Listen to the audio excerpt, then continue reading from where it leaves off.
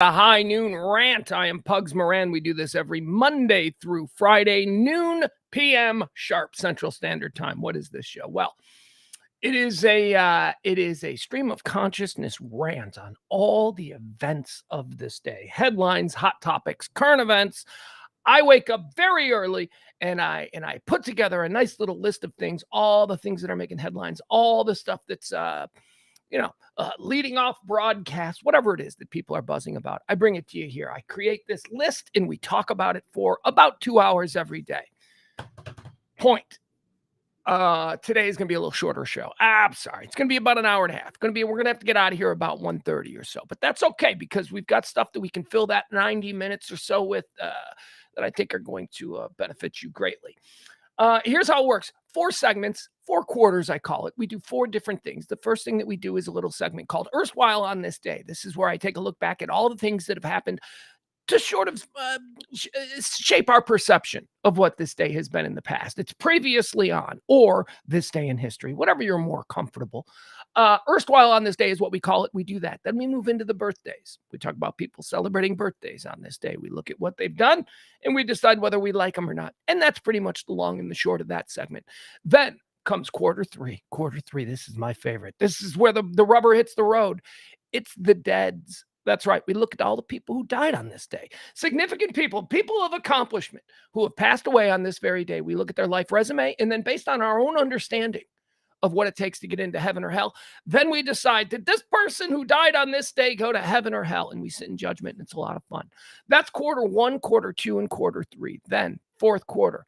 This is it. Here we go. Fourth quarter is when we jump into all of the things that are trending, the hot topics, the current events, all of that stuff. So if you're ready, we'll get started right here in a second. That's the dog. She's in the other room. She's making some weird noises, probably destroying something. I do this show every day, Monday through Friday. We've moved into the 3rd year of it now. That's right, every day. So if you've been missing it, where you been? We're not growing. That's okay. We're fine. We've got a great little chat room of people. Let me check in with the chat room of people. Let me see here. Who do we got in the chat today? My buddy Barney. Oh, no, let me go all the way up to the top. Don't want to give Barney credit. I like to give credit to the person who came in first. Here we go. Byron is in first. Then we get your Barneys, then your Jeffs, then your Peters, then your Leslie. Hey, by the way, we need to mention this. The show runs on your tips, your gratuities. That's it. That's all this, the YouTube people, they got their super chats and all that. I don't know how to do any of that stuff. I don't know. So all we do is we just reach out to you. The loyal viewer, streamer, whatever, the guy who's here every day, the gal who's here every day. We appreciate it. And you've kept us alive and afloat for the better part of 2 years now, 3 years now moving into. Every day during the show when someone tips, I make a note of it the next day, and you become the executive producer of this show. So this very show, this episode of the High Noon Report / rant, whatever you want to call it, with me, Pugs Moran, is brought to you by Tracy D. Tracy D, she dropped a bomb. She dropped a big one. Thank you so much, Tracy. I need like 4 or 5 of you people a month, and Tracy came through again. So executive producer, all bow down. She knows what she's doing. Also, we got to throw in another thank you out to Peter, who tips every day. Peter's doing a bit. Peter is tipping every day. And go Rangers, man. Every day the Rangers play or whatever it is. Pete drops a tip. Peter drops a tip. And it's been a wonderful, nice little thing to look forward to. So thank you, Peter. I love your tips, Peter. I love them. Thank you. Go Rangers. We're going to talk about that. You better believe we're going to talk about that. We're going to get into that. We're not going to talk about nuts and bolts baseball. We're going to talk about this whole experience. That's what we're going to get into. And we're going to talk about plays, and we're going to talk about things we saw. I'll get into it. I loved it. Last night was magic. There's that word again. All right. What do we need to do? Oh, I need to put this up. There you go. If you are so inclined as you want to drop a little something into the show, thank you to Tracy D, our executive producer on today's stream. You can do it by dropping it Venmo, Cash App, whatever you want. Okay. So as I said, we're a little bit short on time today. So let's get started. Sip of coffee, get myself supercharged up. Hold on a second. God, last night was awesome, right? I had the game on. And then I recorded the football game. So after the Rangers game, I got to watch a Monday night football game in fast, like get to skip over everything if you watch it online. If you watch it without, it's great. Timeouts, play reviews, all of that stuff. You get to skip through it. The reason I'm mentioning that and the reason I was interested in yesterday's game is because, I do a little podcast on the Radio Misfits podcast platform with my former partner, Kelly Moore. It's called Practical Picks. She picks every week the slate of football matchups. Week 8 is coming up. We'll be recording that. So week 7, she crushed it. She crushed it again. Kelly, my partner, picks the entire slate of games based on no football knowledge at all. She doesn't know who's hurt. She doesn't know who's in first place. She doesn't know who's in last place. She doesn't know anything about that stuff. What she does is she looks at the mascots. She looks at the 2 mascots who are fighting. So like last night you had a Minnesota Viking at home in the Viking lands taking on a dude panning for gold in 1849. See, that's what the San Francisco 49ers are. The 49ers were people who ran to the mountains to pan for gold and strike it rich back in the year 1849. So that's who they are to Kelly. They're just some guy with a pan and a stream. Well, they had to take on the Minnesota Vikings last night. And what's a Viking? We know what a Viking is. Could a Viking just kill any rando from 1849 trying to strike it rich? Yeah, probably. So Kelly took the Vikings last night. Now, why is this a big deal? Because the Vikings were like, 2-4.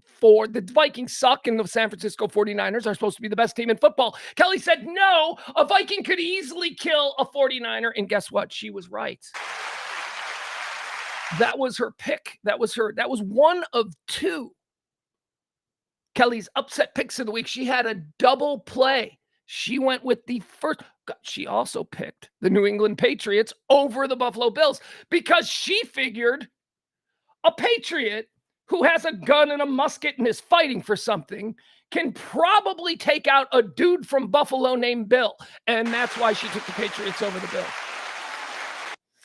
Anyway, 2 crazy picks, and she slaughtered the week again. She's just her picks. She's like, look, it makes no sense, but it's also sort of a commentary on the absurdity of expertise in sports. The balls bounce crazy ways. Stop acting so confidently with your expertise. It just kind of exposes that whole gimmick. Because here's Kelly, who doesn't watch football, just picking based on mascots, colors, I don't know, food at the stadium. She once did a list. I think this was in like week 3 or 4. She did a list of the different foods that they offer at the stadium, and she allowed that to factor into her pick. She is dominating this season. So check out all those, and we're recording another one tomorrow for week 8. That's Kelly's Practical Picks on the Radio Misfits podcast platform. Okay, now let's get started. It is the High Noon Rant. I am Pugs Moran. It is the 24th day of October, year of our Lord, 2023. Did you know October the 24th is the 297th day of the year? There are 68 more of these remaining until the end of the year. So as we say, get those New Year's Eve plans started. All right, let's move into quarter 1 of today's show. Segment 1, we like to call this Erstwhile on this day, which is where we take... Hold on, I'm having a problem. Having some kind of... That's weird. The Restream platform is being strange. I'm sorry. It's not. There we go. All right. Thank you. Erstwhile on this day, where we take a look back at the events that have shaped this day and at the very least shaped our perception of what we remember this day to be. Why? Well, in anticipation of maybe outguessing whatever the world has to offer us in the coming hours. We're looking for rhythms and patterns. This happened then. Could it happen again today? Erstwhile on this day.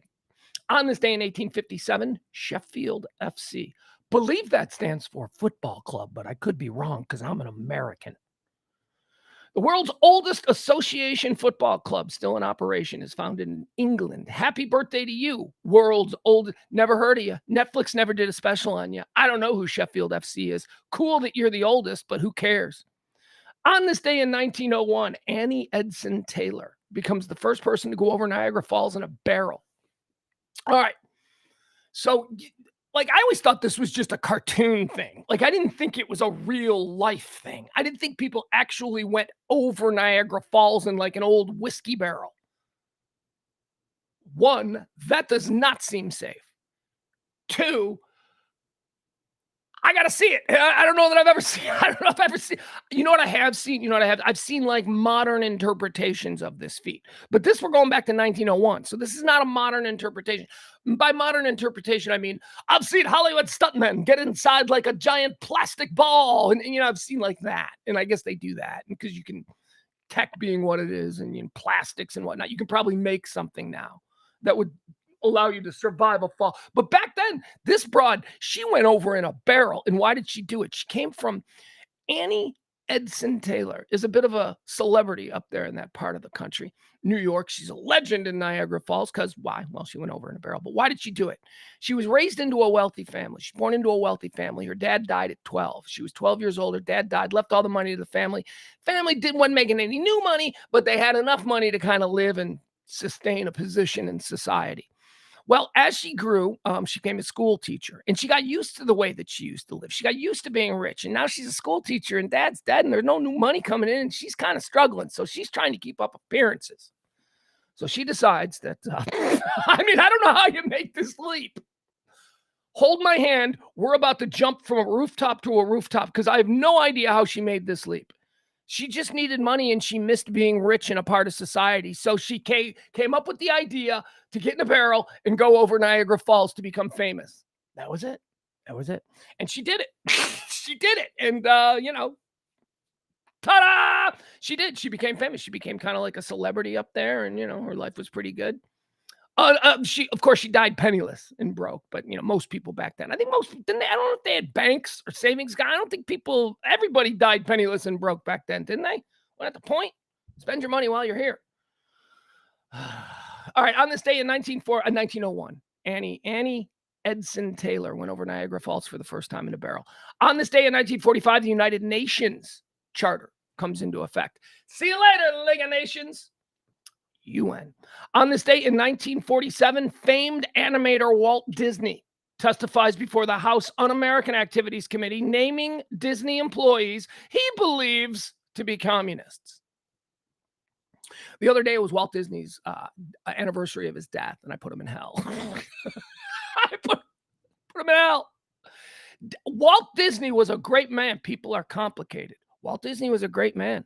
His cultural contribution to this century, I was going to say to America, but to the world, to this century, is incalculable. Incalculable. You know what I'm saying? He did great stuff. Made a lot of money, created an industry. I mean, theme parks, that's him, right? He invented that, I think. There were carnivals before, but he liked the big permanent thing. Disney, I mean, think about what that is. Great man, no doubt. But, you know, there's also people are complicated. You're sitting around having a beer with him. It turns out this guy's a dick. You know, he might have had some issues. This is a really bad stain on the Disney legacy. Walt Disney cowered in front of a witch hunt. Which now, I mean, through the lens of history, we know it's bad. We know that the Hollywood blacklist was bullshit. And, you know, this was just a way that a bunch of politicians back then were trying to get on whatever that era's version of Fox News was. Because that's what this was. And Disney named names. Disney's a rat. Mickey Mouse turned out to be a rat. Anyway, it was on this day that all went down. On this day in 1992, let's jump ahead. This one hurts. I hate this. On this day in 1992, the Toronto Blue Jays become the first Major League Baseball team based outside the United States to win a World Series. I hate this one.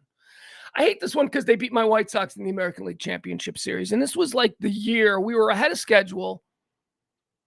The next year is when the next year was the strike year, whatever it was. This was around that period. Our team was good and we were starting to get, you know, we were like, yeah, we were starting to believe. You know how we Ranger fans are now? You didn't believe for a long time, but you were starting to believe. We were starting to believe, and along come Joe Carter and who else was on that team? Was Gary Carter on that team? I think Gary Carter made it. No, Joe Carter, Gary, whatever. 1992 Toronto Blue Jays. God, well, good for them. Okay, so Canada's got a World Series champion. Good for them. On this day in 2003, the Concorde made its final commercial flight. Concorde, the supersonic jet that crashed. I hate the whole Concorde story. The whole Concorde story was just, I mean, now we look back at it, you know, and what side of history? We look back at it, and we see what happened with the Concorde, why it still takes 7-8 hours to fly to Europe. What happened with the Concorde was a handful of really rich guys tried to absolutely control the supersonic air traffic game, commercial air travel game. And because of this, there was backlash, and you had political backlash in America, where all of a sudden it was deemed that supersonic jets could only land over water. So if you had an airport in, I don't know, Chicago or Dallas or any airport that isn't in New York or LA or Boston, I suppose, maybe Miami, I don't know. But any airport that isn't, approaching over the ocean, you can't land a supersonic aircraft, a Concorde. So the Concorde, so nobody got to fly Concorde. Prices never came down for the Concorde. It was always extremely expensive. You had to fly out of JFK or LAX or whatever. So they destroyed it. We should be flying supersonically. It should take an hour to get to London from New York, but it doesn't. But it's coming back. It is coming back. Supersonic air travel is on the upswing again. After 20 years of nothing, because it was on this day, 20 years ago today, that the Concorde made its last commercial. Here's the other thing. When they bring it back, they're also going to bring it back, and they're going to get rid of these rules. We're going to be able to fly a supersonic jet into Cleveland, right? You're going to be able to fly a supersonic jet into Dallas-Fort Worth. That'll change everything. That'll mean that more people will go to Europe. More people will go to Australia. More people will go to these places that you used to look at and go, I don't want to fly for 8 hours, because flying sucks. So what's going to happen? It's going to be great. We're going to travel. It's going to be back. 20 years we had to sit around and wait. And again, these new supersonic jets, the one that I saw, there was a YouTube video. The one that I saw, it looks inside. I like it. You know why? You know why I like it? It's not uber luxurious, which means that you and I are going to be able to fly on it. It looks like something that you and I would be able to fly on. Not one of these, airplanes with coffee tables and, the chairs spin around. No, not like that. That's what the old Concorde looked like. Not this one. This one looks like a Southwest jet that's going to get you to get to Cleveland in 10 minutes from Dallas. That's what we want. I don't know if that's going to be, I don't know if we're going to fly supersonically domestically. Maybe. Why not? New York to LA. New York to LA in under an hour? Are you kidding me? Oh my God. That'll change the way we travel in this country. On this day in 2015, a driver crashes into the Oklahoma State homecoming parade, killing 4 people and injuring 34.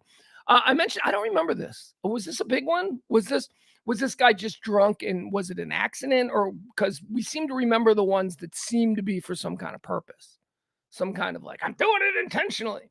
We watched a video yesterday of that road rage guy drive through the parade route. That's why I'm asking, because that guy had no political agenda. It wasn't about Allah Akbar. It wasn't about that or anything.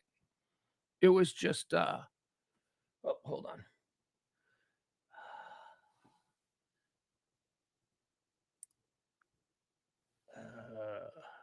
Oh, Jesus. Okay.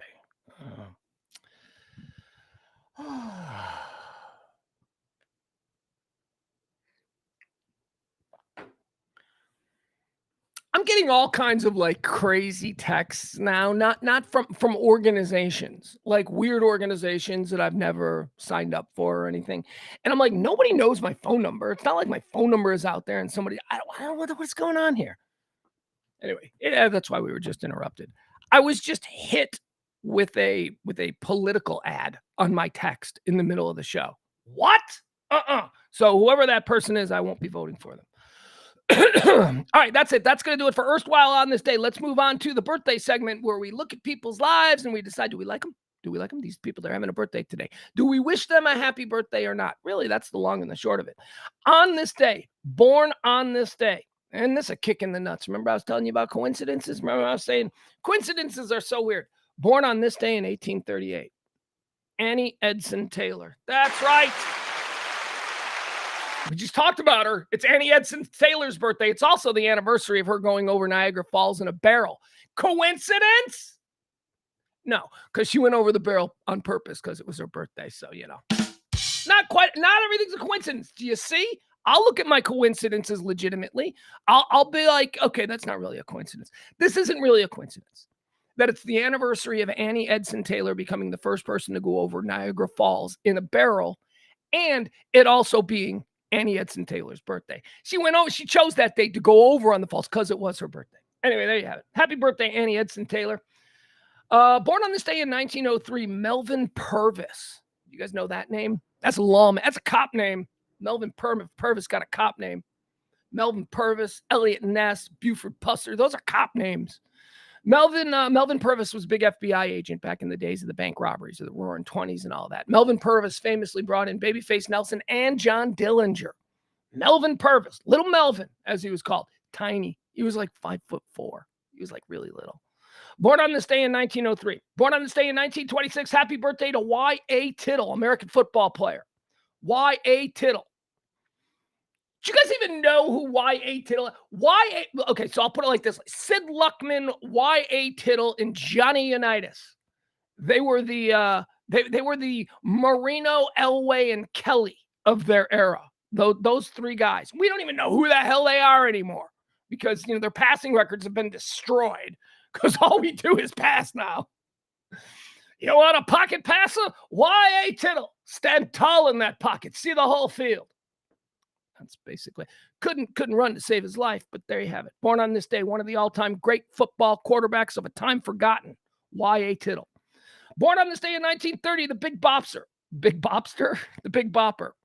The Big Bopper was born on this day in 1930s, American singer-songwriter, Houston DJ. He was a DJ down there in Houston. He was playing the rock and roll. The Big Bopper was his name. And he decided to make a parody song because he had you want a hit record? Well, you got to get it played on the radio. And what if you're the guy that plays stuff on the radio? Well, then you can make your own hit records. And that's exactly this is what I mean about that era of being a rock star and all that. There was nobody doing it. It was just like, what you doing over there? And he's like, trying to be a rock star. And then the record company was like, you want to make a whole lot of money and be famous for the next 60 years? Okay. And that's how it went back then. He was a DJ. He created a song and it was like a parody song. It was supposed to be back in the day. They called them novelty records. He had a song called Chantilly Lace. And it became a big hit because all of his DJ friends around the country started playing it. And Big Bopper became a bit of a rock star. Unfortunately, he died in that plane crash, right? The day the music died.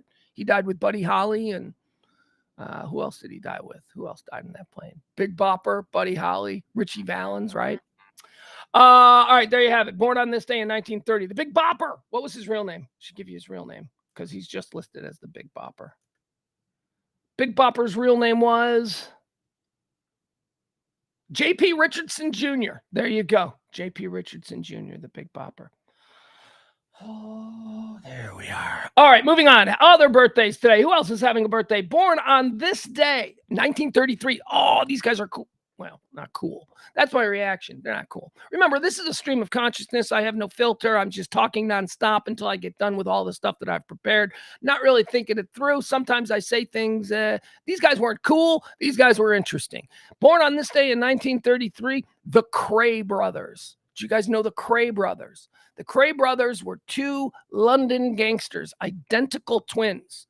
London gangsters owned the London Underground between 1955 and 1970. I think they were convicted in 1969. So here was their deal. They were identical twin brothers, and they were mobsters. They're like Gotti types, think of it like that. But they were in London. They were twin brothers. One brother was a genius. That was Reginald. Reggie Cray was a genius. He was like this guy that knew how to get away with shit, knew how to plan shit, knew how to, he could deal politically with any sort of, problems that were coming. He's a diplomat. Basically he was an arch gangster, just like the ones that we see that run the five families in New York or whatever. He was an arch gangster. His brother Ronnie was freaking batshit crazy. Reginald was the one that had the office, kept the office hours, dealt with bankers, did all that kind of stuff, dealt with police, paid off judges, all of that stuff. Meanwhile, his identical twin brother, Ronnie, is out there running the streets with a baseball bat, just cracking cops across the face. I mean, they were untouchable because they were so powerful. But you had this twin dynamic going on where, my God, if the one Cray wasn't a lunatic who caused Ronnie, if Ronnie hadn't caused all kinds of problems, Reginald probably could have run the Cray organization into the 1980s. But as it was, One of them went to prison for. They both went to prison for life, but the crazy one got to go to a hospital because he was nuts. There have been a couple of movies made about the craze. The Craze is a movie that was made in the early '90s, and it stars the guy who's the singer from Spandau Ballet. Ooh, ooh, ooh, ooh, ooh. That guy. All right, hold on a second. I need to take a quick break. We'll be right back.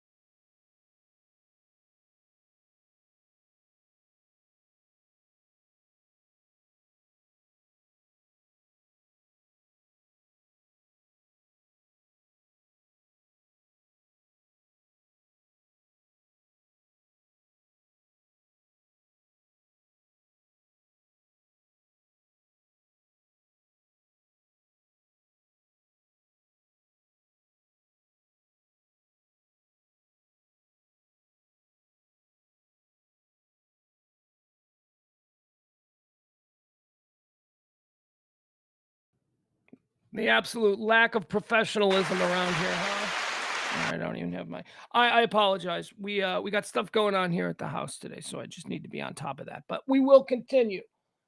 Was it Barney who asked the question? Barney asked a question about the term meatball. When I refer to my son as a little meatball, he asked, "Is that does it? Do I mean to say meathead?" No, no, no. A meathead is a big dumb guy. A meatball is just, well, I mean, I've always used it my whole life as like a high school jock who only exists for that sport. Like my son is a offensive lineman meatball. He sits on YouTube and watches, you know, Joe Thomas highlights, right? Who watches lineman highlights? But he does. So that's a meatball. A meatball is just somebody who's a meatball is also, and I should mention this because this is a whole different version, and I do use it this way as well. In Chicago sports radio, meatball has long been used to describe a caller who calls in who totally thinks their team is going all the way and can't see the flaws that everybody else sees. That's a meatball. If you're a meatball, like right now, we're all meatball fans of the Rangers. We're all Ranger meatballs. This town is filled with cowboy meatballs. People who just walk around like, we're winning the Super Bowl this year. You know, those kinds of things. So that's what it means. Meatballs are just, yeah, they're just balls of meat. They're just balls of meat that, I don't know, whatever.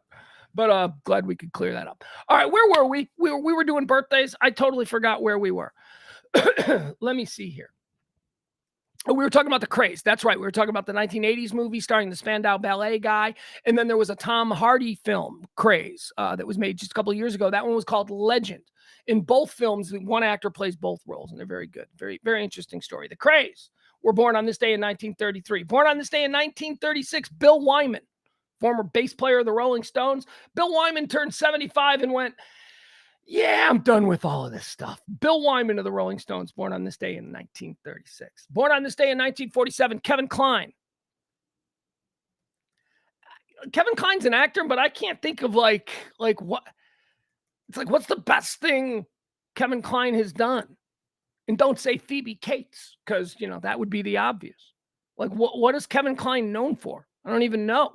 Fish Called Wanda? All right, there we go. Moving on. Kevin Kline. Born on this day in 1981, celebrating a birthday today. What is she, 42? Boy, this name sounds stupid on a 42-year-old. Happy birthday, Tia Tequila. Well, you're not 20 and hot. You're not 20, hot, and up for anything anymore. So what do? I don't know what Tia Tequila does.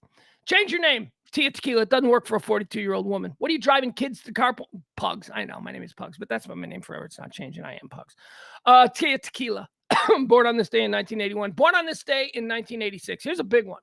This one, if I was more cool, if I was more hip, I could probably do a draft on any number of topics concerning this individual, because this is obviously the biggest star of the birthdays today. And I have this sort of duality with this person where I am totally familiar with them. Like I could, if they couldn't walk down the street, like, you know, that thing, I wouldn't know them if they walked down the street. Well, now this person would have probably a crowd of 1,000 people around them if they walked down the street. But if they were walking down the street, I would totally go, hey, that's Drake. It's Drake's birthday. But I don't know anything else about Drake. Like, I don't know his music. I couldn't tell you, name a Drake song. Nope. Can't do it. Can't do it. Wouldn't even guess. Baby, oh, baby, ooh. There you go. Is that a Drake song? It sounds like maybe it could be. I know that I have heard Drake songs. I know I've heard them a million times. How could you be in this world for the past 5 years and not have heard a Drake song? I just don't know that that's, like, if you were to go, dude, let me play you some Drake, and then you were to play like 5 Drake songs, I would probably go, oh yeah, I know that one. Oh yeah, I've heard this. Oh, this one. Oh, I like this one. Like, all right, but I don't know it's Drake. But anyway, happy birthday, Drake. Born on this day. He's really big. He's like super big. He's like the biggest star in the world in my 14-year-old's generation. He's like their Michael Jackson. He's their Prince. It's weird because to me, he's just like, you know. Born on this day in 1989, PewDiePie, Swedish YouTuber. People say he's a Nazi. He's worth $100 million. He's like 16. No, I don't know. He's like in his 30s now, but whatever. Born on this, actually, how old he's? He's 20, 30. He's 30. He's actually 33. Born on this day in 1994. Here we go. Born on this day in 1994, Jalen Ramsey, American football player. Born on this day in 1996, Jaylen Brown, American basketball player. I dare say, I would be willing to wager, as somebody who goes through birthday lists for every day of the year, now going on, we're into our third year of me doing this. I would venture to say there is not one notable person listed with the name of Jalen before 1992 on any of these lists. After 1992, shit tons of Jalen's. Why? Because Jalen is a name that did not exist until the Michigan Fab Five. Jalen Rose is ground zero for every Jalen that we now see in sports. It wasn't a name. I mean, obviously it was a name because he got it, but it wasn't a name. We never heard of Jalen. How do you say, when Jalen Rose first came on the scene, how do you say it? Jaleen? It wasn't like, oh, Jalen. Now we got Jalen's Jay, we got Jalen's Jie, we got Jalen's Jally. We got crazy Jalen spellings up the wazoo. And never forget, ground zero Jalen Rose. It's indisputable. Look at 1994, a baby was born and the parents went, let's name him Jalen. Why? Where'd that name come from? Michigan Fab Five. 1996, a little baby was born. Let's name him Jaylen Brown. He's going to grow up to be an NBA superstar. Jalen, named him after Jalen Rose. And look, it's not like they were named after. Like, I was named Jalen. My mom didn't even like Michigan. No, it's not about being named after. It's about that name becoming people becoming aware of that name. All of a sudden, overnight. It's like Mason. Oh, I suffer through this. The name Mason, which is the son of my son, my name of my son. We struggled coming up with that name. I didn't know any other Masons. There was no Mason license plate at the Six Flags gift store. No, you couldn't find Mason. It was a unique name. My son is born on May the 11th. His name is Mason. He's cool. We don't know any other Masons. There are no other Masons. My son is born on May the 11th. On like June 5th, one of the Kardashians has a baby live on TV, and they name that baby Mason. And then, of course, every trailer trash teen mom of the next 5 years named their kid Mason. And now my kid sits in a class. Yeah, Mason is everywhere. I hate it. That's why we don't call him that. Call him Mace. That's a cool name. That sounds like a Star Wars name. Mace. He sounds like he's like, well, Mace Windu. That's cool. All right. Anyway, Jalen's. There's a lot of Jalen's. Born on this day in 1999. You know what? There's not going to be a lot of Amon-Ra. Amon-Ra St. Brown, born on this day. This family, the St. Brown family, whoever the mom and the dad were, they came up with some really crazy names. Amon-Ra, which I think sounds Egyptian, right? Doesn't that sound like a sun god or something? Amon-Ra, Egyptian. St. Brown, Christian. See, that's cool. Look, you got all kinds of things going on there. Amon-Ra St. Brown, Detroit Lions, wide receiver. Very good. His brother is Equanimous. Equanimous St. Brown, who is a receiver for the Chicago Bears. Equanimous St. Brown and Amon-Ra St. Brown. Those are some parents who recognize that the greatest and most important gift a parent is ever going to give their child is a name. So don't screw it up like I did by basically naming my kid the white version of Jalen, which is what I did. That's what Mason is. Mason is just the white variation of Jalen. There aren't a lot of white Jalens, but there are a lot of white Masons. It's the same thing. Drives me nuts. All right, there you have it, folks. Let's move into the deads. Those are the people who've died. Those are the people who were born. Now we're going to do the people who have died. All right. Dead people, heaven or hell. This is where we look at people's life's resume and decide whether or not, based on our own understanding of heaven and hell, where they got. Okay. Dead on this day in 1537. How about Jane Seymour? Jane Seymour. Not the actress. I met the actress Jane Seymour once. She came into the studio with Kelly and me, and just weak in the knees. She's number 3. She is number 3 on my list, my personal list of the most beautiful women I have ever seen face to face. Jane Seymour. Remember her, the actress from like made-for-TV movies in the 80s and 90s and stuff? She came into the studio with us. She had to have been in her mid-50s. sundress, looking exactly like Jane Seymour. Just some of them sexy wisdom lines that she had from being a woman of her age. Oh my God, was she when she left? You ever have that? Like when a certain woman, women like who are classy, like they come into a room and then they leave in their perfume. It's like you can still smell it, and it just smells delicious. It just smells like bunnies. I don't know. Jane Seymour, I loved her. But that's not the Jane Seymour we're talking about. We're talking about the original Jane Seymour, the Jane Seymour that she took her stage name from. Jane Seymour was the wife of Henry VIII. After Henry VIII cut off Anne Boleyn's head, he married Jane Seymour, hoping that she was going to give him a boy, because remember, that's all Henry VIII wanted was an heir. So he knocks up Jane Seymour right quick, and boom, she pops out a boy. Hey, she did it.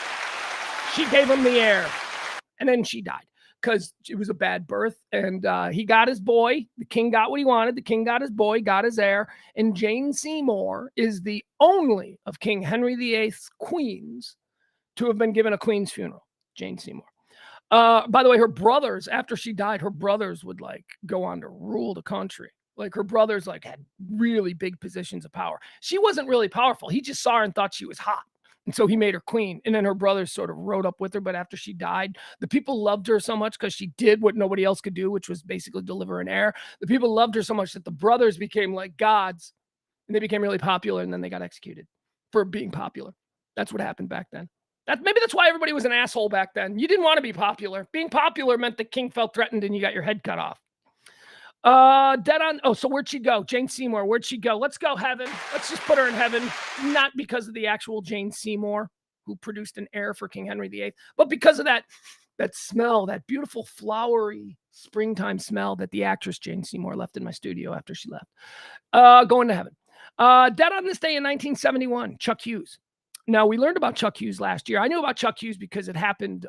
It was one of the Bears game history lore. It's one of those big moments where it's like, yeah, somebody dropped dead at a Bears game once. And that's this guy, Chuck Hughes. He's the only player in NFL history to have died on the field during an NFL game. Came 1970, something like that. 1971, that would be on this day that he died. Detroit Lions versus the Chicago Bears. It was in Detroit. I think it was at the old Tiger Stadium. And Greg Landry was the quarterback for the Detroit Lions at the time. And he threw a pass to him. He caught it, got up, ran back to the huddle. Then they ran another play, and he was a decoy on that play. And as he was running back to the huddle, when the play had concluded, he dropped on the turf right there. And right next to Dick Butkus. Dick Butkus was standing right there. Dick Butkus was the first person to notice that he was convulsing. And Dick Butkus apparently, get over here. Like they knew it was serious because of the way Butkus was reacting, because Butkus was an animal. He died on his way to the hospital, and there you have it. Chuck Hughes, dead on this day in 1971. We're gonna put him in heaven, because what a way to go! What a terrible thing to have happen. But again, 1971, the dude smoked and drank and did all the things that world-class athletes in 1971 did. 3 hours of sleep because you're carousing at the clubs all night. And he died of a massive heart attack at a very young age. Chuck Hughes, dead on this day in 1971. Dead on this day in 1972, Jackie Robinson. Preemptively, we'll put him in heaven for what he meant, for what he means to a lot of people, for the way he makes a lot of people feel, for what he was able to do, for his accomplishments. Not interested in any of the, Jackie Robinson, like white women, whatever. I don't even know. They throw shit at him, but he's going to heaven. Jackie Robinson's going to heaven. I'll fight you on it. Dead on this day in 1991, Gene Roddenberry. Ugh. All right, I'm sending Gene Roddenberry. He created Star Trek. We're sending him to heaven. We're sending him to heaven because he created Star Trek. And because I figure that I'm probably going to hell, and I don't want to be around a bunch of Trekkies. So let's keep all the Trekkies up in heaven, and we'll have fun down there in hell. Dead on this day in 1994, dropped dead. This was a surprise. Raul Julia, actor Raul Julia. You remember Raul Julia in Addams Family movies? He was Gomez. He was Gomez Addams in the Addams Family movies, and he just dropped dead in 1994. He's not the original, Gomez Addams. That's John Astin. John Astin is my Gomez Addams. But for the movies, it was Angelica Houston and Raul Julia as the two Addams Family parents. He died on this day in 1994. He's going to heaven. because I always liked that actor. And I don't know anything about him. I just know that he made me smile, made me laugh. So if I'm making him, the decision on whether he goes to heaven or hell, made me laugh. You can go to heaven. Dead on this day in 2005, preemptively. How weird is this? How does this happen? This is where I'm telling you, I'm pointing out coincidences now because I'm noticing that they're happening a lot to me. These coincidences, I have no idea what that means or what that says. I'm just reporting. Coincidences are happening a lot. Weird things where I'm like, that's weird, are happening a lot. And I've now decided that I'm going to call them out in the moment. That's weird. I forgot, what is this one? What? Oh, yeah. Rosa Parks and Jackie Robinson dead on the same day. How is that? Rosa Parks and Jackie. Now, great. Granted, again, that's not a big coincidence. That's not like, where you're kind of freaked out a little bit. You're like, okay, I got the chills down. No, but it is an interesting coincidence. A minor one at that. Rosa Parks gave up her seat. No, didn't give up her seat. Whatever her deal was. She's proud lady, American icon, Rosa Parks. She goes to heaven. Dead on this day in 2017, Fats Domino. I don't know anything about Fats Domino, other than you know what I know about. You know how Fats Domino is famous to my generation because of Richie Cunningham on Happy Days. That's it. That's it. Other than that, that's not even that big of a song. Blueberry Hill is not a song that you hear 50 years later in movies and in commercials and all that. No. I mean, it's a mild hit, but it ain't wop babaloo. It ain't that. It's just like, another minor hit from that period. But Richie Cunningham sang it on Happy Days in the 70s. So to me, it became a thing. And now I think Fats Domino, I'll just put him in heaven. I don't care. I don't care that much about Fats Domino. You can put him in heaven.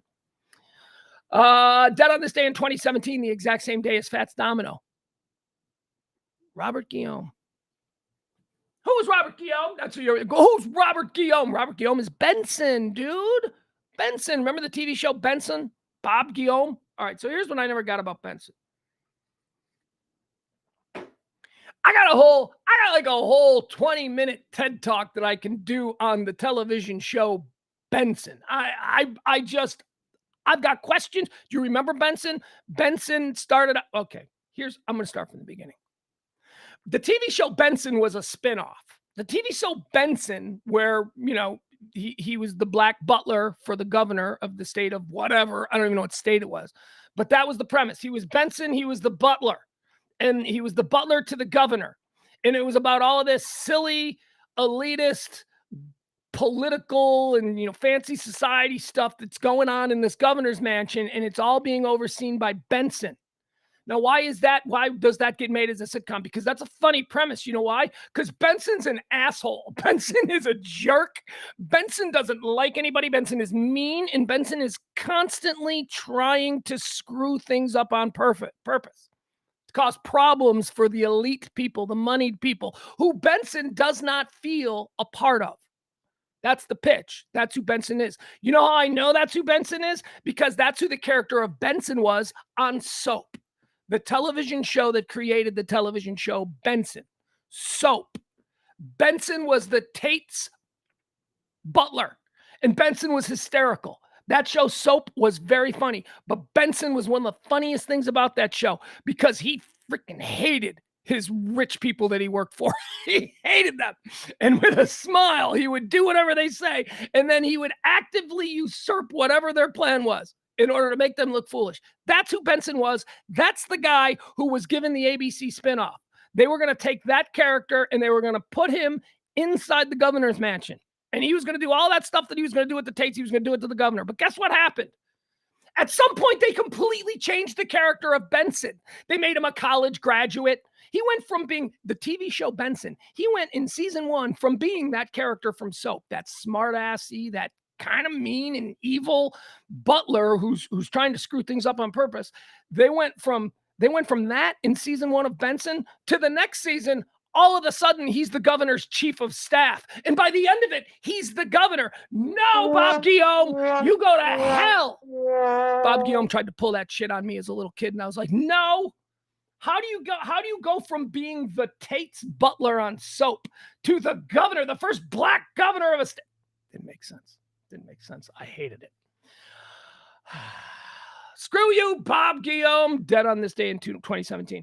Dead on this day in 2022, just 1 year ago today. Leslie Jordan. He was a little actor. He was a little actor guy. He was primarily played aging flamboyant queens. That was kind of what he played in everything. Famous for Will and Grace. He was the mean older gay man who was just totally comfortable. Look, I'm very confident and all that stuff. Leslie Jordan. I don't know. He always irritated me. That character always bugged me. I hate that character. I'm like, what, you hate the character? You hate him because he's gay? No, I hate him because his character's a jerk. It's not just that he's gay. That's not the predominant thing that I'm judging him on. He's mean. He's catty and he's mean and he's petty. Yeah, that's what he is. It has nothing to do with how he, gets off. I don't care about that. I just didn't like the Leslie Jordan characters that people, he was so great. He was kind of an asshole, wasn't he? Wasn't that his whole purpose? He was always unlikable. He was always the unlikable foil to whoever the hero in the story was. He was the mean gay man with all the power who was going to make it harder on our hero. That was always his. And he died. And then people were like, he's a god. And I'm like, really? I don't know. I didn't know him personally, but Leslie Jordan, go to hell. You were mean. You were mean. I can't not what? Oh, seriously. I almost put him in heaven just because he was gay.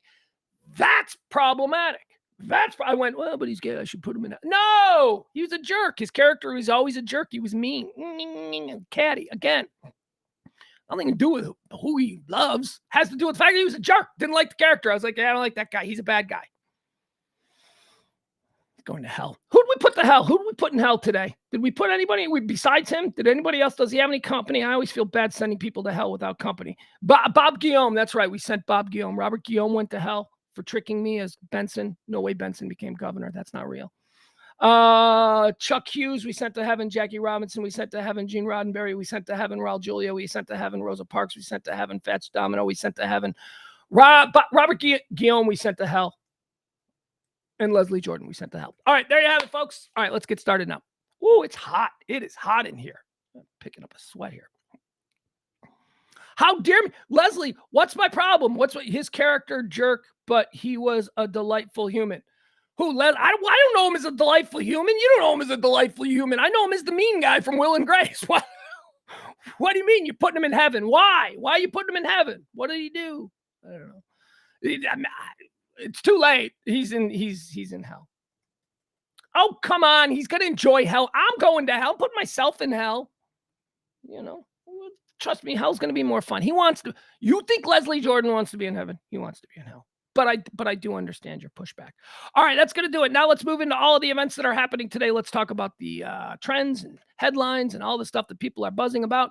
Once again, I would remind you to support the show if and all you can. A little bit of something dropped into our coffers goes a very long way. That's how we do this show, going on 3 years now.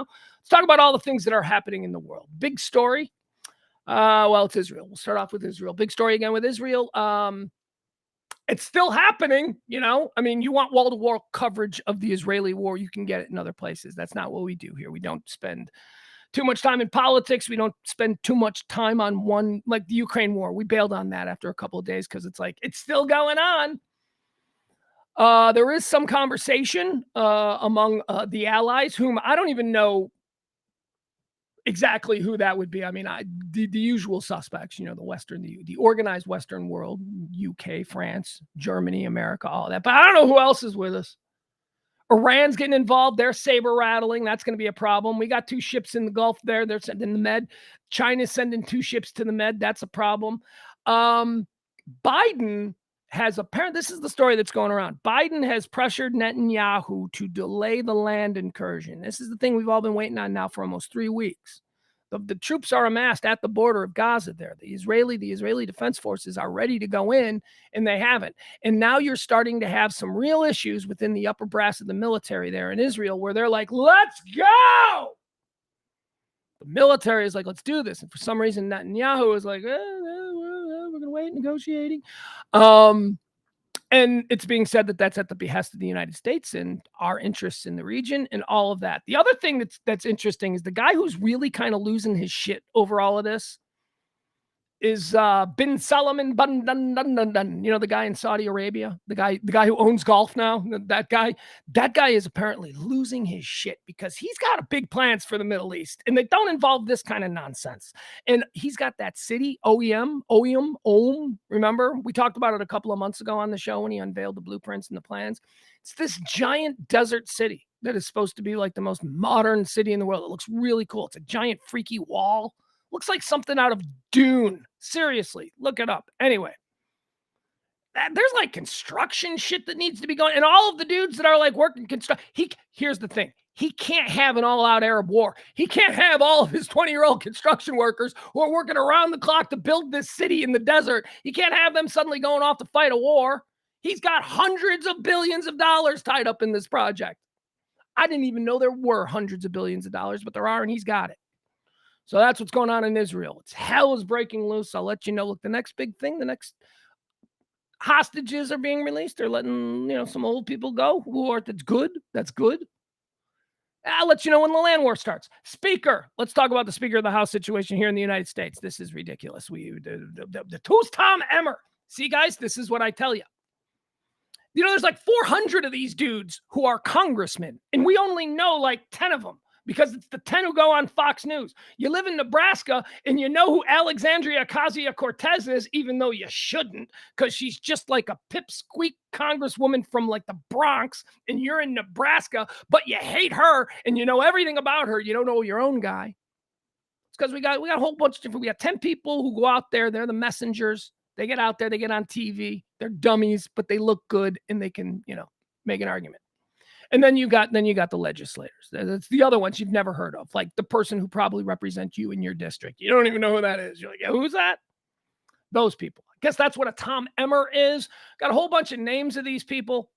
Whole bunch of people that like the ones, the compromise candidates. It's all a bunch of people who were absolutely nobodies. All a bunch of people who you've never heard before. All a bunch of people who are just loving being under the radar. They're about to be Speaker of the House of the United States. It's crazy. This is the era of crazy. You got Tyler Bagent quarterbacking a professional football team as an undrafted rookie Division II quarterback. You got some guy named Tom Emmer about to be. I don't think he's going to, but I mean, honestly, I don't know what's going. This is happening as we're doing this stream, all of this stuff. So if you want to know the latest on what's happening with the speaker race, go ahead, look at it. It's a cluster F. It's absurd. Bunch of people. I read the news every single day. I've been doing this show for 2 years. I like to think I follow politics. I don't discuss it and I'm not into it. Like, it's not like my fetish or anything like some of you, but I follow it. Never heard of this guy. He's about to be third in line. Never heard of him. Tom Emmer. He's probably not about to be third in line. They'll throw up another guy, but that's who's going to get the votes. It's going to be somebody who's got a blank slate. It's going to be somebody that the American public haven't been talking shit on social media for the last 4 years. That's what happened to Jordan. There's just too many people that don't like that dude because he's been too high profile. So the only person that's going to get votes is somebody that nobody knows anything about. It's wild card time in the United States House of Representatives. Let's go.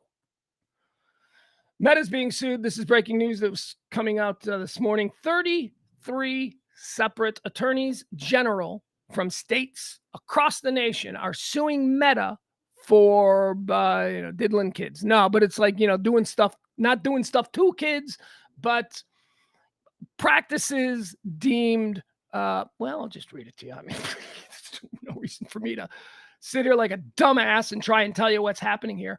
Meta has been sued. Here's the headline. I'll give you the headline. Meta sued by 42 attorneys general, alleging Facebook Instagram features are addictive and purposely target kids. A bipartisan group of 42 attorneys general is suing Meta, alleging that features on Facebook and Instagram are addictive and are aimed at kids and teens. Okay. Let's just go with this. They allege, here's what they're claiming. They're claiming that there are features on Facebook and Instagram that are addictive, and they seem to be aimed at younger people. That's the allegation.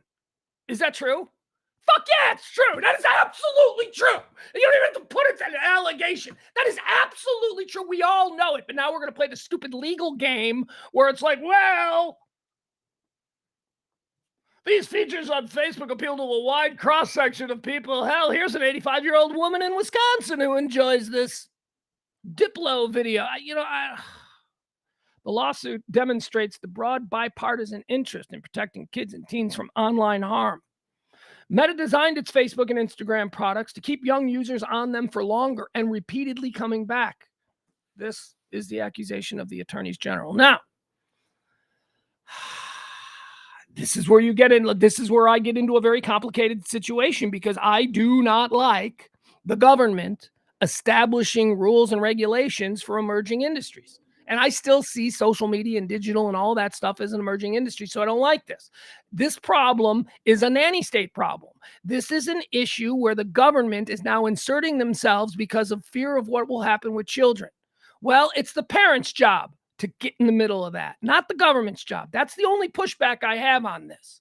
I absolutely believe that there is some evil shit going on there at Meta about how they're trying to hook our children into being lifelong customers of theirs. And that's what they're doing. Of course, that's what they're doing. That's what cigarettes did. That's what everything does. That's why beer commercials all seem to be appealing to college kids or people in their 20s, because those are the people that they want to start drinking their beer now. Why? Because they'll be drinking that beer in 50 years. That's how you hook them. So, of course, this isn't an allegation. This is the way business is done. The conversation isn't about them doing business improperly. It's about the ethics of the way they do business. If they try this, if they go to court and this is just about them doing business improperly, well, they're going to lose. And by lose, I mean the attorneys general, because this is how business is done. Argue the ethics of it. That's the greater question. The greater question is, why are you doing this? And then don't make it so that you don't have to be a parent. This is the problem. All of these safeguards, all of these safety nets, these governmental interventions that are designed to save the kids. Are there a lot of shitty parents out there? Yeah, there are. So maybe that's something. So maybe instead of that, maybe make a law about you got to be a better parent, instead of making a law that is going to fuck with these tech companies. I don't love the tech companies. And you don't either. We've all been turned against them. We need them. We rely on them. Tech companies all pack up their balls and go home tomorrow. One, we ain't doing this. I don't know what you people are doing. Byron's probably going to masturbate a whole bunch more. But we are addicted to them. We have gotten addicted to them. So now you can't make rules. Look at me. Am I James? Am I James from the Radio Misfit show? Am I turning into a libertarian? I think it's an ethical problem. It's not a legislative problem. That's what I would say about kids and their access to. Now, my son, oh, here he goes again. I got to be honest. I don't know what the hell my son is into. If he's got a Facebook page, we ain't friends. He says he doesn't. He sees all my tweets. Like, he knows all my tweets. He sees all my tweets, but he doesn't have his own Twitter account. But he obviously has a Twitter app that he can see tweets and stuff. We're friends on TikTok. We're friends on. He's on TikTok. He and his buddies on the football team have a TikTok account that's really cool, because it's just like football stuff. It's meatball stuff. That's really all he's getting into. So I can sit here and say that I know that his mother and his stepfather and me, when I have the opportunity, I mean, we're pretty strict, as I understand it, about allowing him the freedom to just go crazy online. But again, that's hard, because all he wants to do is watch YouTube. So he's online all the time. All kids are. It's what are they doing online? Oh, it's so hard to track them. It is hard. It is hard. It's real hard. Get a condom. Don't have a kid. I mean, yeah, kids, you screw up with your kid and your kid turns out to be a bad one. My God. Ugh. Anyway, Meta has designed its Facebook and Instagram products to keep young users on them for longer and repeatedly coming back. This is the assertion of the attorneys general. A bipartisan group of 42 attorneys general is suing Meta, alleging that features on its Facebook and Instagram social media platform are addictive and are aimed at kids and teens. The group announced Tuesday the support from so many state attorneys general of differing political backgrounds indicates a significant legal challenge to Meta's business. Yeah, break them up. Break them up. We broke up Ma Bell. Break them up. But make Facebook and Instagram not be the same thing. I don't know what that does. Like, I have no idea what that does. But it just seems like something we can do. And even if it seems like we're making progress, that's better than feeling absolutely helpless the way we do now. Break them up. There we go. Here's some breaking news. Apparently, the Biden administration has rolled out some new loan protections for student loans. I don't know what that is. We'll see if that becomes a story. What else do we have here? Let's see here. Trending.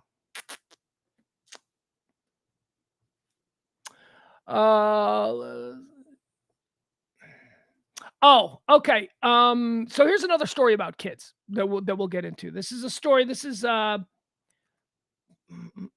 did this come from?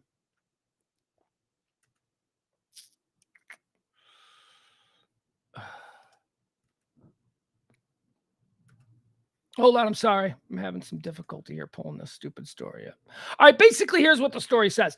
A whole bunch of these like super smart child psychologists are saying that kids today have way more mental health issues than kids, us, Gen X, we'll just say Gen X and millennials, than Gen X and millennials did. Kids today. So we're talking about Gen Z and Gen Alpha, right? So those are the two generations that are kid generations today, are Gen Z and Gen Alpha. Most of us are Gen, some boomers still hanging out, but most of us are Gen X and millennials. They're saying that kids today, Gen Z and Gen Alpha, have more mental health issues, and these are psychiatrists that are saying this is why they have more mental health issues. They're saying it's because they lack independence. That kids today, kids of the previous two generations, specifically Gen Z and Gen Alpha, they have been restricted from the freedoms of childhood in a way that other generations never were. Now, we said this with Gen X looking at millennials. Millennials, you got to come home. You can't do this. Mom drives you everywhere, carpools, all that stuff. Gen X didn't have that. Gen X, we were like paper bags in the wind. We were just going wherever it was. We'd hop on our bike and we'd be gone. Boomers were even worse. Boomers would get in a car and go to California for 6 months. That boomers were even worse than Gen X. But we'd go out and we'd leave the house. I hate this. This is, look, listen to the old man, but it is true. In the summertime, you'd go out at, noon, and you wouldn't come home until like 11:30 at night after playing kick the can in the streets for, 2 hours or whatever. We went out, we did things. And even then, our parents were like, go outside, because, Atari was introduced and there were 2 games and we would play Atari for 2 hours a day. And they were like, go outside. Now kids are playing video games 20 hours a day. You thought 2 hours was bad when we only had Pac-Man and whatever else it was. But even we were told go outside, and it's gotten more and more. And with that, kids being home, they're saying that kids lack the independent spirit that allows for a healthy emotional state as they grow. Now, remember, I reminded you that the people saying this are clinical psychiatrists who make their money off of sick kids with mental problems, right? So that's the people who make money off kids having mental disabilities. The people who make money off that are the ones who are saying way more kids have it. And they're saying, here's why. And they're blaming it on parents for not letting kids be independent. Here's what I'm saying. I absolutely believe that there are more kids with mental health issues today than ever before, but it's not because the parents weren't allowing them to be independent. It's not because of any cause that these medical professionals might be able to help with remedying, as long as your coverage, is good. No, it's not these. It's because we know more about it. It's because you're not. Are you telling me that there are more kids being born now? And this, wait, hold on, stop. Let's put up a barrier wall between me talking about mental health and this other example, because I'm not, these are two separate things. But are you telling me that today in 2023, there are just way more kids that want to transition than there were in 1980? Or is it just more acceptable now to talk about it and be willing to be public about your desire? That's what it is. There's not more kids with, again, now I'm jumping back over the wall. Now we're talking about mental health. I'm not saying that because you're trans, you have a mental health issue. I'm separating. I just use that as an example, as something that we see a lot more of today that we didn't see a whole lot of back when I was a kid. Is it because it didn't exist back then? No, it was because it wasn't comfortable for people to be that way. So now I'm climbing back over the wall. Now we're talking about mental health issues again in kids and how these doctors who, again, make money off of treating sick kids, these doctors are saying way more kids have it.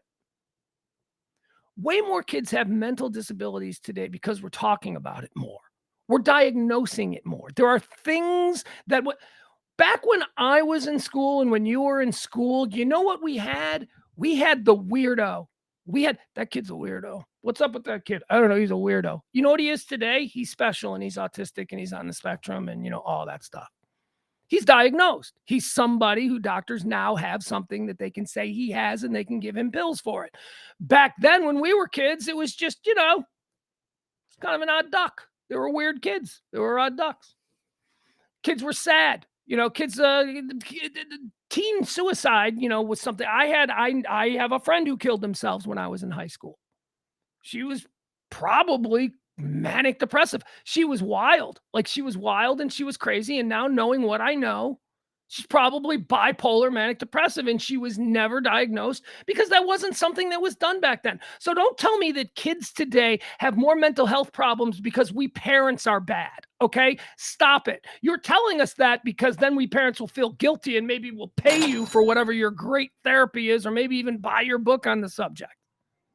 But it's not because parents are bad. It's because there has been a greater understanding of things that plague us all that we can fix, that we can work on and fix and feel better about. That's what it is.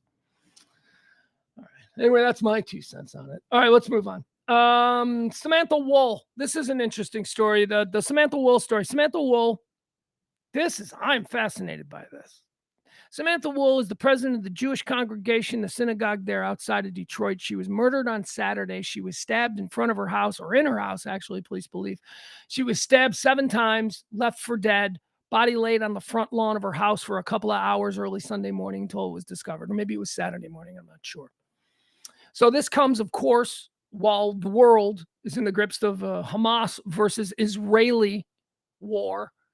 And now news media, because the news media's job now is to make sure that we're anxious. Oh, they love these opportunities. So they want to make us anxious. So every time a Jewish kid gets punched in the face in a playground, it becomes assault on a Jewish American tops our news tonight. And there are ugly, terrible things happening, but not everything, not everything. This seems to be one of those cases. This woman, according to police in Detroit, was not murdered because she was the president of a synagogue. She just happens to be a president of a synagogue, and it just happens to be a time when Israel is at war with Hamas. But they're investigating this, and they said, at least earlier this morning, at 11 o'clock this morning, they were talking about how they were ready to name a suspect. They have an idea of what's going on. They haven't really been saying anything. So here's what happened. She went to a wedding on Friday night. There's pictures of her at the wedding. She went home after the wedding Friday night, and then a couple hours later, she was discovered dead on her front lawn of her house with a trail of blood leading back into the house. So I don't know what this is about, but police do not think that this has anything to do with her being the president of a synagogue. Police think that there might be something. She might have met somebody. She might have, whatever it is. So this story is really interesting because I don't think it's what we think it looks like. I think it'd be easy for us to go, oh, another tragic attack on a brave Jewish woman. Now, I don't think that's it. It's a tragic attack on a beautiful young woman. Her faith has nothing to do with it. And that's kind of what I'm trying to get at. And that's what the Detroit police seem to be hinting at, that, come on, settle down. This is not a hate crime. We don't think this is a hate crime right now. But we'll see. Developing ... All right, so here's the other big story here. Today, coming out of, and again, we do not do the politics. No, we don't. But we will talk about this because. So another one of Trump's lawyers has pled guilty and taken a deal. Jenna Ellis. Do you remember Jenna Ellis? And I mentioned Jenna Ellis now because Jenna Ellis was very high profile. She went on television every night. Pretty girl, very defiant. Seemed capable. I mean, she seemed like a bitch. You didn't want to be her boyfriend. She seems like she would be a tough girlfriend. She'd go on TV. She's representing the president. She is obviously in the president's inner circle. We know this. We've seen her on stage with him a million times. We've seen him talk. He's tweeted about, so we know that. And it's interesting to take note of that because the last time one of these kook show attorneys, one of these law bots, and by the way, that's what she is. Jenna Ellis is a law bot. He's got Trump, man. I gotta give him credit for this. He gets hot lawyers. Like he goes, I don't know that he thinks like there's anything hard about being a lawyer. I think he just thinks anybody can be a lawyer, and then if he's just gonna get hot ones, and so he just like gets these law bots, kind of like Dr. Evil, had his fembots. He's got these law bots. Jenna Ellis is one of these law bots that he hired. And look, I can't blame Jenna Ellis. This is not like, because look, we're going to show a video of her. I can't blame Jenna Ellis. Jenna Ellis is a young woman. She's a young lawyer. She comes from a nowhere school. She's not an important lawyer. And somehow, maybe it was because she was hot and she went to some convention and Rudy Giuliani was there. And she was like, "Excuse me, Mr. Giuliani, can I talk to you?" And he was like, "Well, yes," because she's hot. And then all of a sudden, she's with Rudy Giuliani, and then Giuliani gets. She's a young lawyer. She found herself in the Oval Office on television speaking on behalf of the President of the United States. Who's going to say no to that at 24? How's your law career going? I don't know. I'm 24 and representing the President of the United States. I'd say pretty good. So you can't blame her. But she went all in. She went all in. And she took a plea. She took a plea, and here she is now. This was her earlier today. This is her in the courtroom. So we're gonna watch her. It's a minute and a half, and it's such an interesting thing to see because Jenna Ellis was so defiant. She was so, yeah. So what? Oh, you'll see. Oh well, she was just so. She was like a sports radio host. Like when a sports radio host is like super confident about you're a dummy and you don't know what you're talking about and all that. And then they turn out to be completely wrong. Well, that's like kind of what happened to her. She had the confidence of a sports radio guy. Here she is now, though. And this is, again, I say this. You can't blame her, man. You can't blame. She took the opportunity. She's a nothing lawyer. And all of a sudden she's in the White House. You can't blame her. You can question her ethics. You can know moving forward that she's capable of great con behavior. You know this, but you can't blame her for taking the opportunity. Here we go.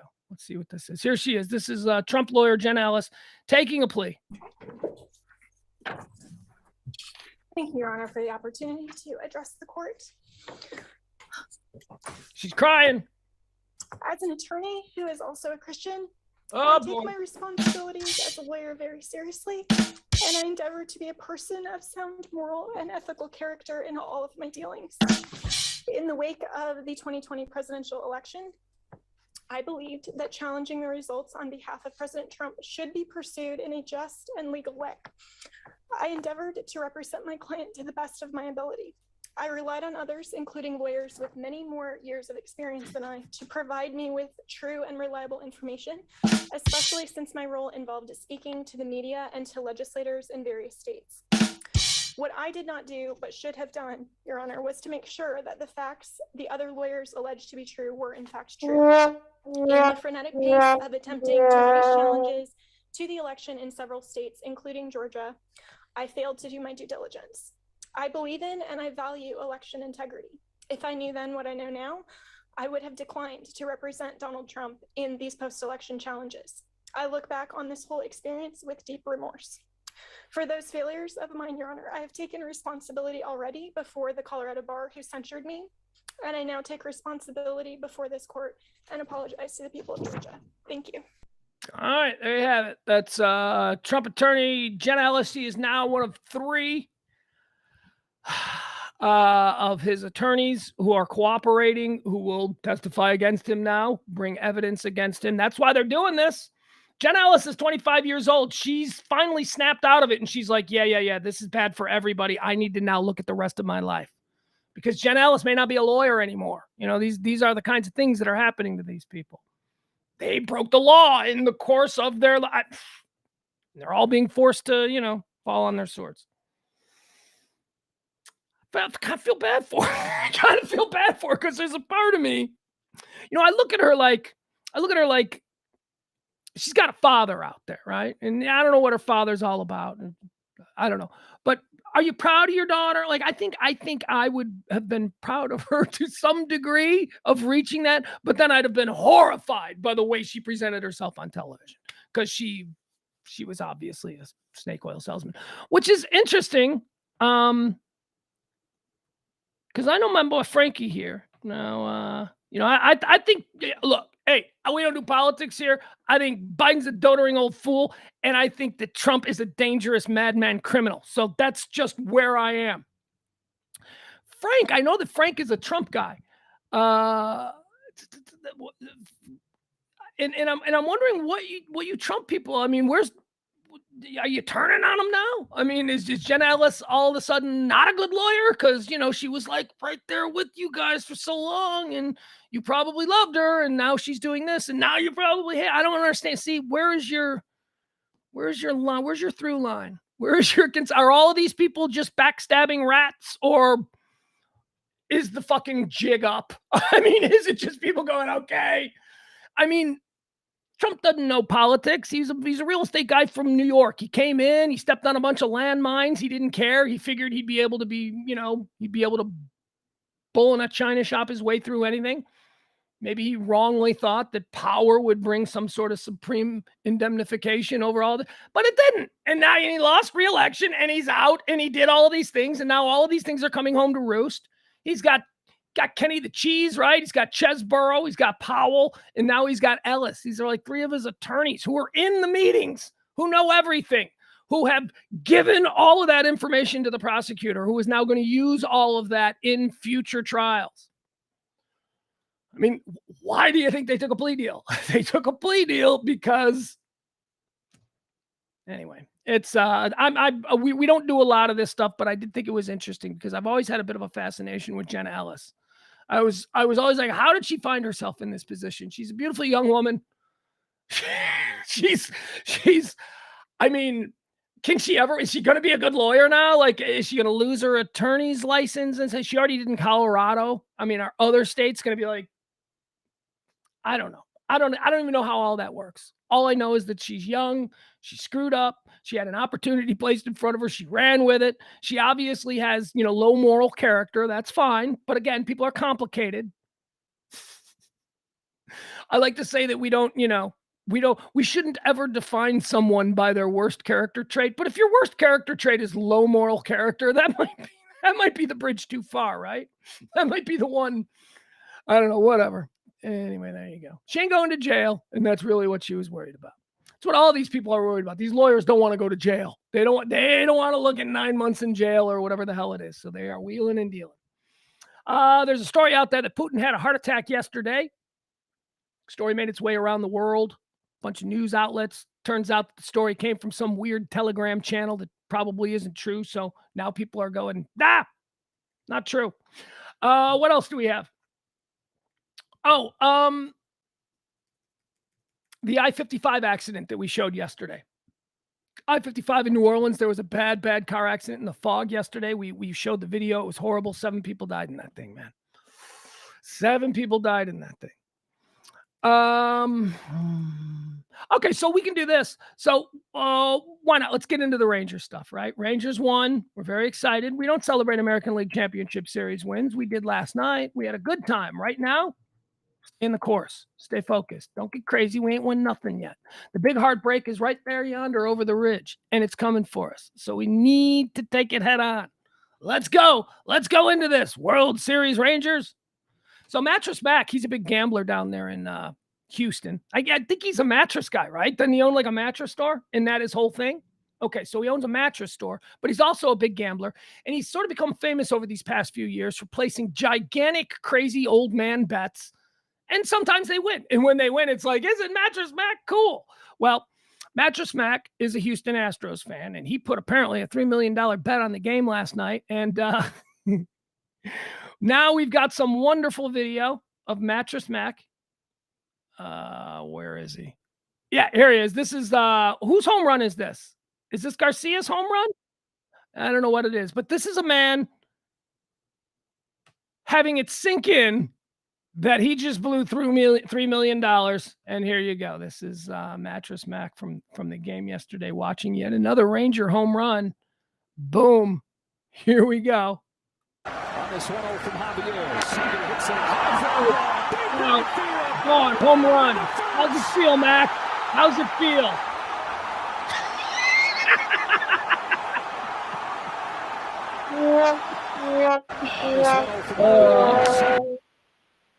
Seriously though, how beautiful is that? Doesn't that make you feel good? Isn't that a feel good? That's definitely a feel good. All right, now how about this one? So you're wondering, how did it carry over? Where is it? This was him. They caught him walking out of the stadium in some.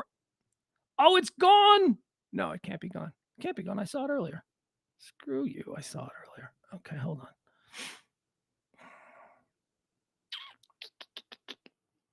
Where is it? Yeah, here it is. Okay, so this is Mattress Mac. He's leaving the game, and some Ranger fans are like heckling him.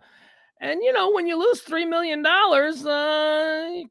he's a raging old man. I love it. Here you go. This is Mattress Mac walking out, getting hassled by Ranger fans, the way it should be. Oh, yeah. Why isn't it playing? Oh, for fuck. You guys could see it, right? Okay, it's not playing. Here we go. Nope, started.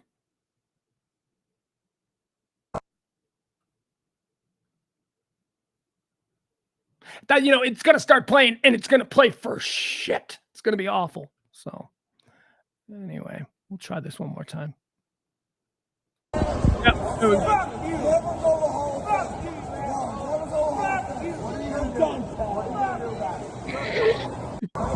Yeah, we'll try one more time, big.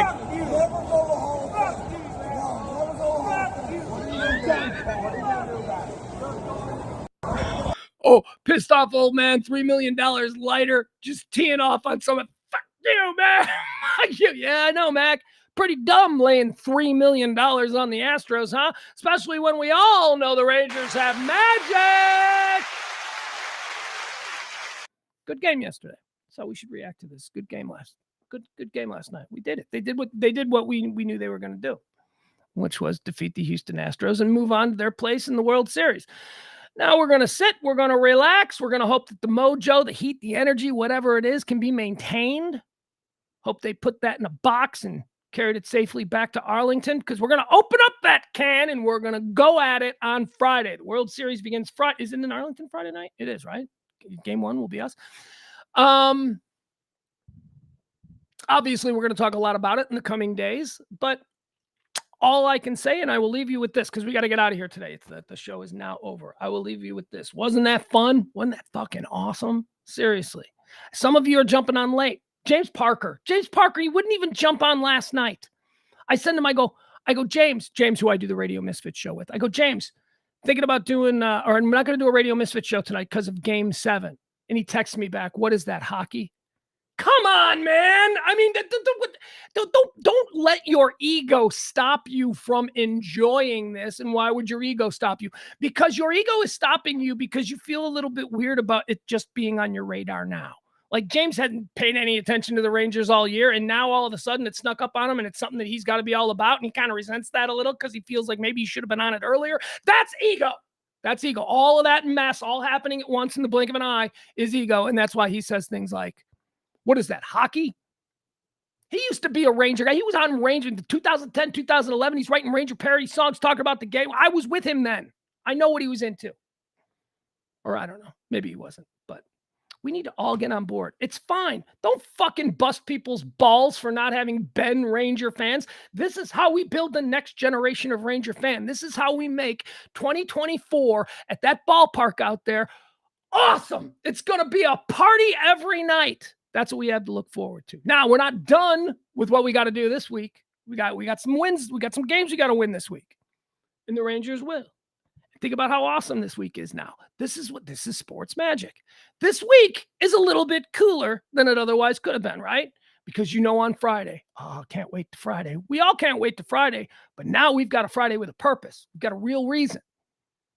That's what sports does. There's nothing wrong with allowing yourself to be. And then here's the thing that I love. When it breaks your heart, and it will, sports will break your heart 99.9% of the time. When it breaks your heart, it's over something stupid. It's over sports. This isn't your soulmate telling you that they've realized they don't love you anymore. This is your team losing at sports. It's a stupid contest between grown men who are millionaires. It doesn't mean anything, and we should be able to move on. But it's about, until we get to that point, the fun, the dreams, the hopes, all of that. Sports magic. That's what I keep calling sports magic. All right, guys, I got to get out of here. We'll be back tonight at 9 o'clock. We're going to do the Radio Misfits show. All that good stuff. Tip the show if you can. Thank you so much to the mighty Tracy. Mighty Tracy was today's executive producer. Tracy, thank you so much. Appreciate you. Yes, they're one of those bomb droppers that we look for every. We need a couple of those every month. Thank you. Thank you. No, thank you, Frankie. Thank you. Yeah, I got nothing else. All right, love you guys. We'll see you tonight at 9 o'clock for Radio Misfits. Go Rangers, but stay on an even keel. Don't go crazy. Protect your heart. It's baseball magic. It has been a journey, a multi-answer test. I am on a never-ending quest. Tomorrow is another day. The best is yet to come. I have found a different way, so baffling to some.